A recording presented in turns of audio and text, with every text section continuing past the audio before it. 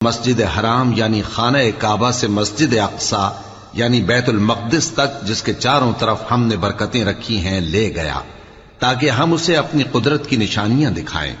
بے شک وہ سننے والا ہے، دیکھنے والا ہے۔ اور ہم نے موسیٰ کو کتاب عنایت کی تھی اور اس کو بنی اسرائیل کے لیے رہنما مقرر کیا تھا کہ میرے سوا کسی کو کارساز نہ ٹھہرانا۔ اے ان لوگوں کی اولاد جن کو ہم نے نوح کے ساتھ کشتی میں سوار کیا تھا، بے شک نوح ہمارے شکر گزار بندے تھے۔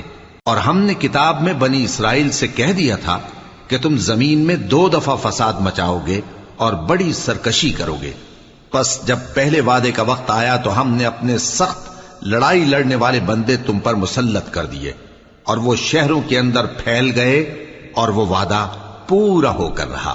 پھر ہم نے دوسری بار تم کو ان پر غلبہ دیا اور مال اور بیٹوں سے تمہاری مدد کی اور تم کو جماعت کثیر